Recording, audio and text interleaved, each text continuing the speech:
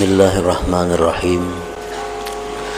Alhamdulillahilladzi akramana bil ilmi wal hikmah wa wa'adana bir rahmati wal maghfirah. Ashhadu an la ilaha illallah wahdahu la syarikalah wa ashhadu anna sayyidana Muhammadan abduhu wa rasuluhu sahibu ra'fah.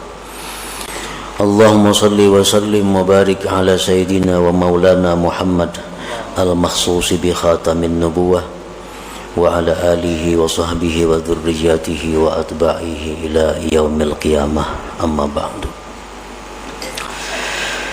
Alhamdulillah, puji syukur kita haturkan kehadirat Allah subhanahu wa ta'ala yang telah memberikan kepada kita berbagai macam nikmat dan anugerah, taufik dan hidayah serta inayah, sehingga kita malam ini dapat kembali berkumpul bersama-sama di majlis yang penuh berkah ini.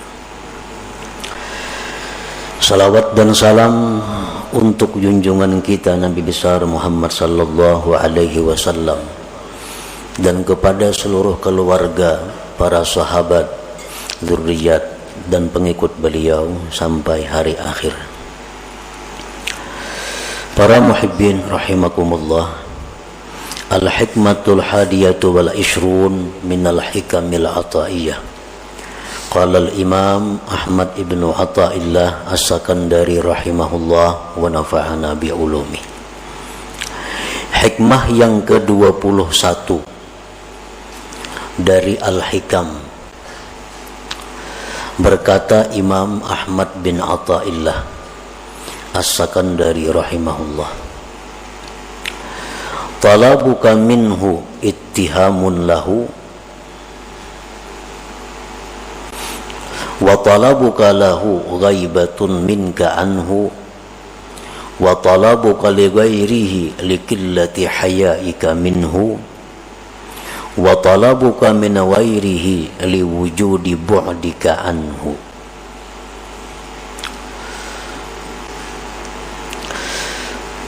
Makna atau terjemah daripada hikmah yang ke-21 ini adalah menuntut engkau daripada Allah merupakan kurangnya percaya bagi Allah, dan menuntut engkau bagi Allah merupakan ketidakhadiran engkau terhadap Allah,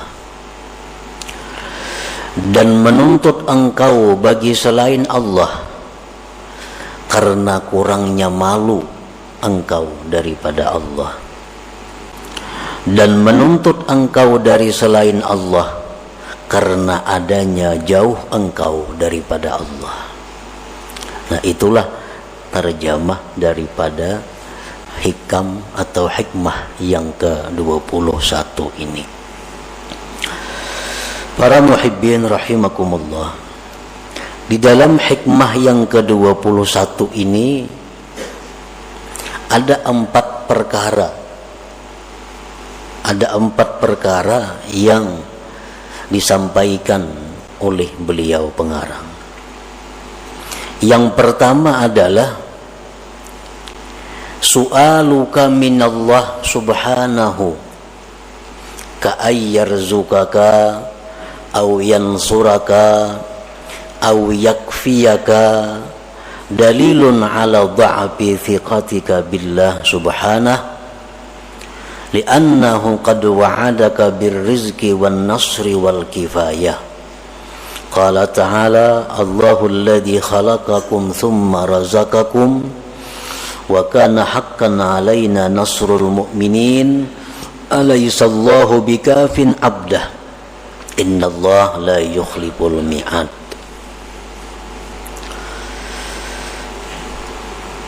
Memintanya engkau wahai seorang yang ahli ibadat. Ini tujuannya kepada orang-orang yang ahli ibadat. Yang dituju di sini Yang dikhitab di sini adalah orang-orang yang ahli ibadat kepada Allah. Wahai orang yang ahli ibadat, memintanya engkau daripada Allah seperti berilah hambamu ini rezeki, atau tolonglah aku ya Allah, atau cukupkanlah aku ya Allah. Nah, permintaan itu kepada Allah itu menunjukkan lemahnya kepercayaan engkau kepada Allah, menunjukkan lemahnya kepercayaan kita kepada Allah. Kita minta kepada Allah, ya Allah, maksudnya kita ini adalah orang-orang yang ahli ibadah, orang-orang yang hidupnya lurus. Dia minta kepada Allah, luaskanlah rezeki, tolonglah menghadapi ini, cukupkanlah aku. Nah, kita minta itu kepada Allah, itu akibat daripada kurangnya percaya kita kepada Allah.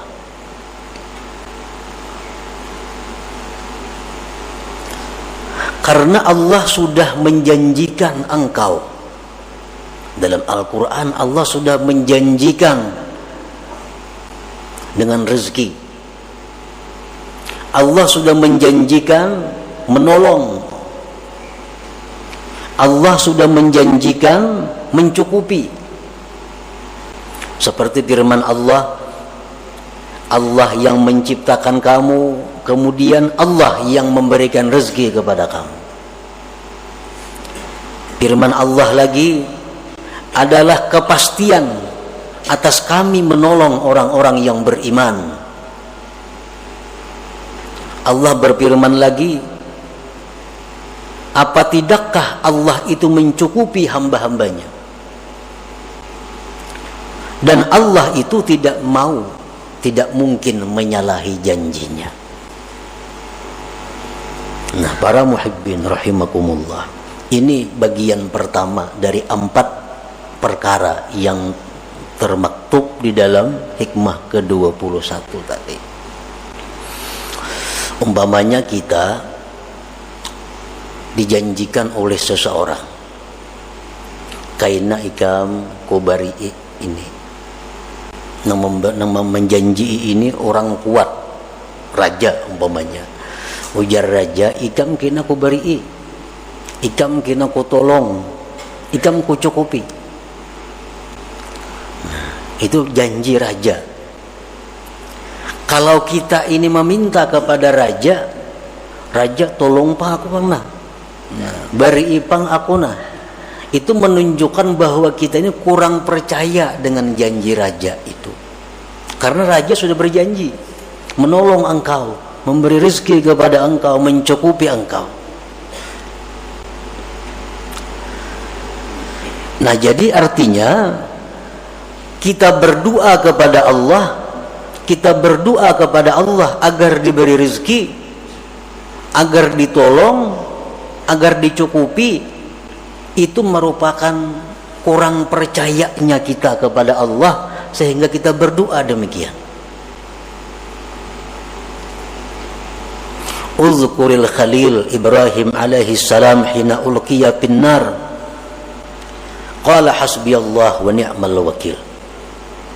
Nabi Ibrahim alaihi salam dalam keadaan yang sangat sulit, dalam keadaan tidak ada seorang pun yang bisa menolong beliau, sewaktu beliau dilemparkan ke dalam api yang besar, beliau tidak minta kepada Allah pertolongan, beliau tidak minta kepada Allah api dipadamkan, tetapi apa yang diucapkan Nabi Ibrahim, hasbiyallah wa ni'mal wakil. Hasbiyallah wa ni'mal wakil. Cukup akan daku oleh Allah dan Allah sebaik-baik wakil. Nah, ini contoh Nabi Ibrahim, orang yang sangat percaya kepada Allah, sehingga dalam keadaan sesempit itu beliau tidak minta pertolongan kepada Allah, karena beliau yakin bahwa janji Allah menolong orang beriman pasti terwujud. Nah pasti terwujud. Padahal dalam keadaan yang sangat kritis Nabi Ibrahim. Kata kayak kita sedikit saja ada masalah, beribu kali Allahumma, Allahumma, Allahumma. Padahal masalah yang kita hadapi kada seberat masalah Nabi Ibrahim, nyawa. Nah itu menunjukkan kekurang percayaan kita kepada Allah. Andai kata kita sangat percaya kepada Allah, kita dalam keadaan apapun, mesti yang kita ucapkan itu hasbiyallah wa ni'mal wakil. Hasbiyallah wa ni'mal wakil.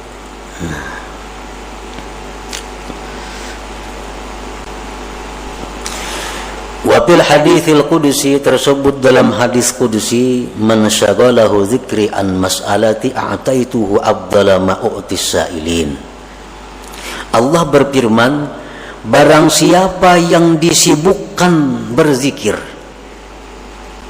sehingga dia kada sempat minta kepadaku, maka aku beri dia lebih afdal daripada yang aku beri kepada yang minta kepadaku.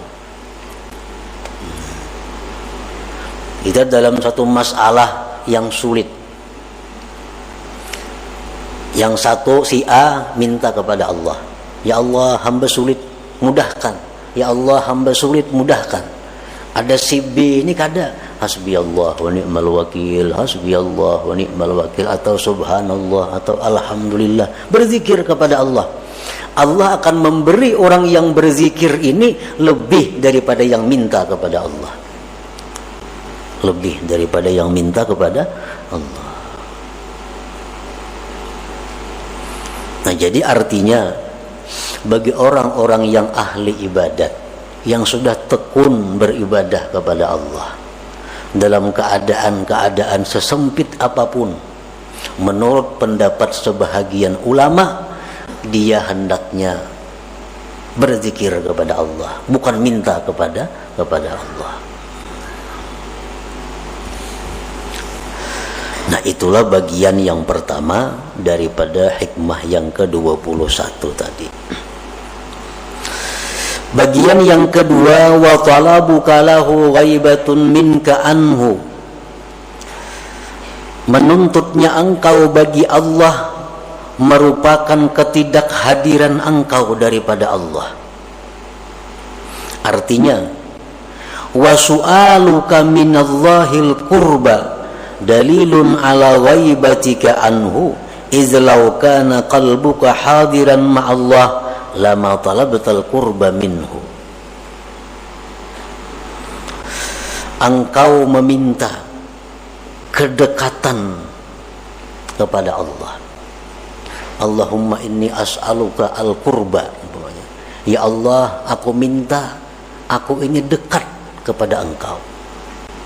Atau jadikanlah hambamu ini ya Allah golongan orang-orang yang dekat kepada engkau. Nah permintaan kita seperti itu menunjukkan bahwa kita ini jauh dengan Allah,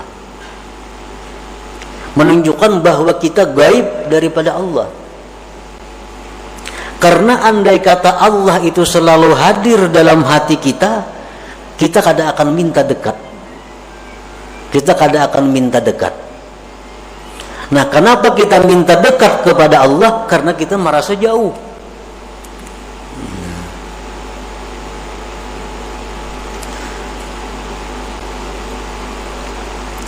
Izlau kana qalbuka hadiran ma'allah lama talabtal qurba minhu. Karena jikalau hati engkau itu selalu hadir bersama Allah, niscaya engkau tidak meminta kedekatan daripada Allah. Nah jadi artinya kita minta lawan Tuhan supaya dekat itu kurang baik juga, kurang baik juga. Karena itu berarti kita jauh dengan Allah. Jadi bagi orang-orang ahli ibadah, baik minta supaya ditolong, minta supaya diberi rezeki, itu hendaknya kada usah, cukup hasbiyallah wa ni'mal wakil. Jangan minta dekat kepada Allah, tetapi teruslah berzikir, karena dengan berzikir itu kita sudah dekat dengan Allah. Nah, Itu yang kedua daripada hikmah yang ke-21 tadi. Yang ketiga, wa talabuka li ghairihi likillati hayaika minhu. Artinya, wa su'aluka minallah ay yuqbilal khalqu alaik aw yusakhirahum laka dalilun ala qillati hayaika minhu wa su'i adabik kaman bi hadratil malik fasa'ala abidahu wa khadimah.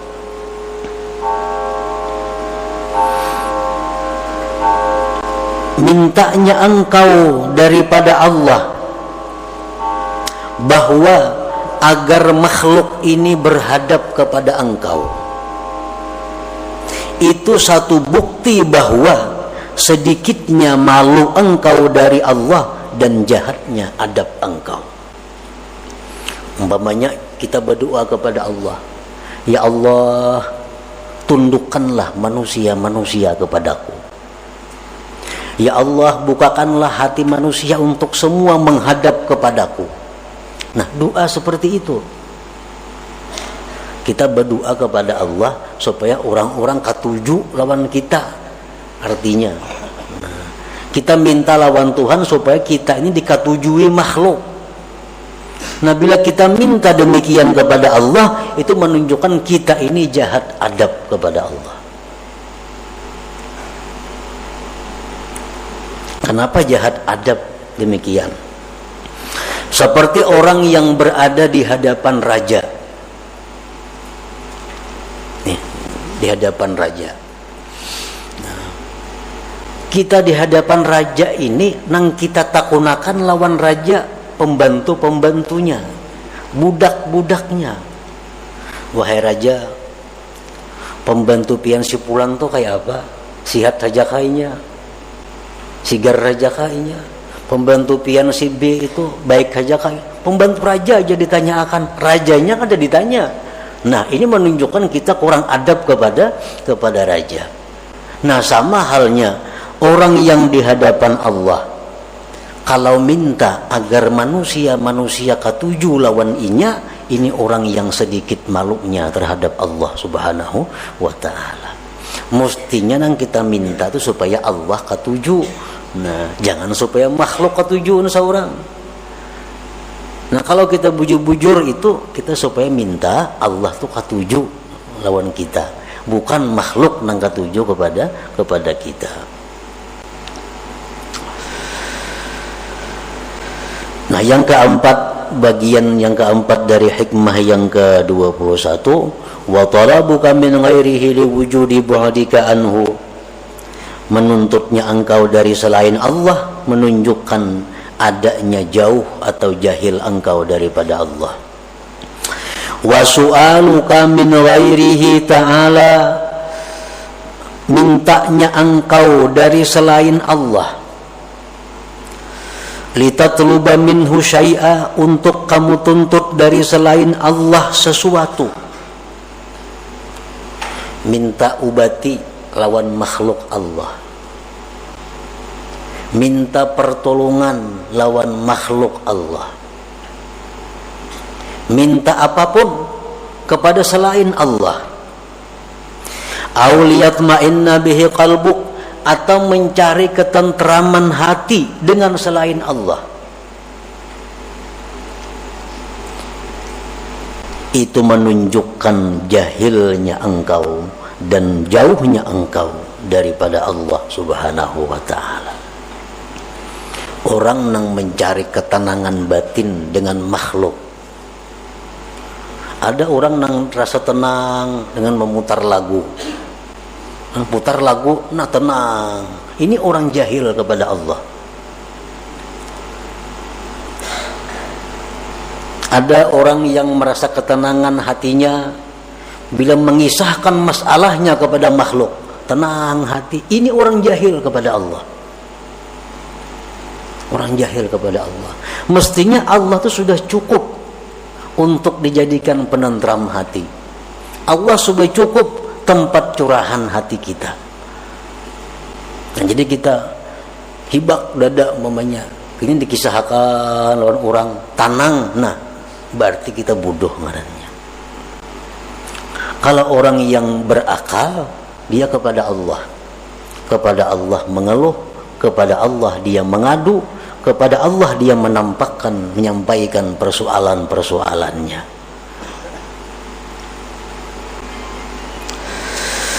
Wa su'aluka min ghairihi ta'ala litatluba minhu syai'an aw liyatma'inna bihi qalbuk dalilun ala jahlika wa bu'dika anillahi ta'ala. Nah, para muhibbin rahimakumullah, jadi keempat perkara tadi semuanya adalah mazmum, itu dicela. Minta kepada Allah supaya ditolong, minta kepada Allah supaya diberi rezeki, minta kepada Allah supaya diluaskan rezeki, itu menunjukkan kekurang percayaan kita kepada janji Allah. Kan kada bagus nih tuh. Yang kedua, kita minta lawan Tuhan agar dekat, berarti kita nih jauh lawan Tuhan, padahal Tuhan tuh sangat dekat kepada kita. Salah juga minta itu. Yang ketiga, kita minta kepada Allah agar disukai oleh makhluk, salah juga itu, tercela juga. Yang keempat, minta kepada selain Allah, itu pun dicela juga. Nah, itu rangkuman 4 perkara daripada hikmah yang ke-21 ini. Nah, para muhibbin rahimakumullah, kesimpulan daripada 4 perkara ini ada 2 macam. As-su'al wa du'aul madhmum min Allah Ta'ala idza kana taliban lil qismah idma qusima laka wasilun ilaik. Wa amma as-su'al wa du'a min Allah Ta'ala bi kasdil ubudiyah wa izharil faqah fa ma'murun bih. Meminta, berdoa kepada Allah dengan doa-doa seperti tadi, itu dicela apabila yang berdoa ini menuntut jatah kepada Allah, nah, menuntut bagian daripada Allah, karena Allah sudah membagi. Setiap yang dibagikan Allah itu pasti sampai kepada kita, mau kada mau. Setiap yang Allah jatahkan untuk kita itu pasti sampai kepada kita. Paling-paling masalah waktu, dan waktu itu kada bisa dimaju dimundur. Kalau Allah sudah menetapkan kepada kita bahwa kita dapat rezeki yang besar tanggal 2 bulan 12, kayak apa aja kita berdoa kada bisa maju dari itu. Nah, jadi berdoa itu dicela apabila waktu berdoa itu kita minta bagian kita kepada Allah. Nah, minta bagian kita kepada Allah. Adapun berdoa kepada Allah dengan tujuan ubudiyah, tujuan kehambaan, dan menampakkan kepakirannya, nah maka itu diperintah. Jadi kasat hati aja. Kalau kita berdoa kepada Allah, bukan minta jatah kada, ya Allah, hamba ini berdoa kepada Engkau hanya karena hamba ini fakir, hanya karena hamba ini menjunjung perintah Engkau untuk berdoa, maka hamba berdoa. Nah, itu disuruh. Nah, jadi artinya ada 2 pilihan. Boleh kita kada berdoa, hanya mengucap hasbi Allah dalam menghadapi masalah-masalah. Boleh juga kita berdoa, tapi tujuan berdoa itu bukan mencari bagian kepada Allah, tetapi hanya semata-mata menampakkan kepakiran kepada Allah, menjunjung perintah Allah. Contoh nang kada berdoa Nabi Ibrahim tadi. Contoh nang berdoa Nabi kita dalam perang Badar.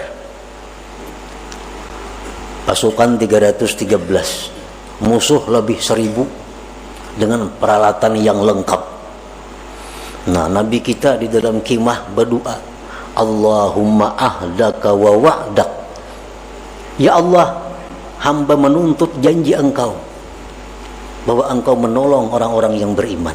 Nah, Nabi kita berdoa minta ditolong, tetapi beliau berdoa itu bukan menuntut bagian, tapi semata-mata karena menjunjung perintah Allah dan menampakkan kelemahan kepada Allah. Jadi artinya silahkan aja kita berdoa, silahkan juga kada berdoa. Misalnya kita menghadapi satu masalah, kita kada hendak berdoa, hendak kayak Nabi Ibrahim, itu dibaguskan juga oleh para ulama. Ada masalah besar yang kita hadapi, hasbiyallah wa ni'mal wakil, hasbiyallah wa ni'mal wakil. Itu 4 Nabi Ibrahim. Ada masalah yang kita hadapi, lalu kita berdoa kepada Allah agar ditolong, tapi tujuan kita adalah menampakkan bahwa kita ini lemah. Itu 4 Nabi Muhammad sallallahu alaihi wasallam boleh juga. Seperti apa yang dikatakan oleh Al-Habib Abdullah bin Alawi Al-Haddad dalam syair beliau, qad kafani ilmu rabbi min su'ali wa ikhtiyari, padu'ai wa betihali syahidun li bibtiqari. Ujar beliau, qad kafani ilmu rabbi, sudah cukup lawan aku ini ilmu Tuhan. Artinya Tuhan tuh tahu aja keadaanku, sudah tahu. Aku susah, Tuhan tahu. Aku kesempitan, Tuhan tahu. Qad kafani ilmu rabbi, cukuplah bagiku ilmu Tuhan daripada berdoa atau merintih. Walaupun kada berdoa, kada merintih, Tuhan tahu juga sudah aku ini susah. Nah, padu'ai wabtihali, adapun aku berdoa kepada Allah, aku merintih kepada Allah, syahidun libtiqari, itu hanya sebagai saksi kepakiranku. Itu hanya bukti kelemahanku yang perlu kepada Allah Subhanahu wa ta'ala. Nah, jadi doa itu kalau demikian halnya, doa itu kada kabul, kada jadi masalah. Karena berdoa bukan supaya kabulnya kada. Berdoa ini semata-mata perintah Allah dalam Al-Quran agar berdoa. Yang kedua, berdoa itu menampakkan kita ini hina, menampakkan kita ini lemah. Itu kita berdoa, bukan supaya kabul doa, ada. Nah, jadi berdoa kada kabul doa, kada jadi masalah. Karena aku berdoa bukan mencari jatah kepada Allah. Aku berdoa hanya sebagai menjalankan perintah ubudiyah. Nah, itu terpuji, itu sangat baik. Nah, kemudian yang kedua, kesimpulannya, wa amma su'al wal isti'anah min ghairillahi ta'ala pamazmum idza kana ghafilan 'anillahi ta'ala, wa amma idza ataqada ghairallah sababa wallahu yu'ti wa yu'in fala ba'sa. Minta pertolongan kepada selain Allah itu tercela apabila dia lupa kepada Allah. Wahai dokter, aku sakit, nah obati pang aku, minta tolong lawan dokter. Itu tercela kalau lupa kepada Allah. Tetapi apabila dia minta kepada selain Allah dengan i'tikad hati bahwa ini adalah satu sebab, Allah juga yang memberi, yang menolong, maka pala baksa, maka yang demikian tidak mengapa. Ayo minta tolong lawan paurutan, bertolong lawan si A, lawan si B, tapi i'tikad hati ini hanya sebab untuk mendapatkan pertolongan Allah. Minta tolong lawan dokter untuk dapat kesehatan dari Allah. Minta tolong lawan ini untuk dapat rezeki dari Allah. Nah, boleh minta tolong kepada siapapun, tetapi sebab untuk mendapatkan pertolongan Allah. Nah, itu yang mesti kita ingat setiap kita minta tolong kepada makhluk Allah. Kalau tidak demikian, maka kita akan tercela. Nah, itulah kira-kira sebagian daripada uraian hikmah yang ke-21 dari Al-Hikam Al-Ata'iyah ini.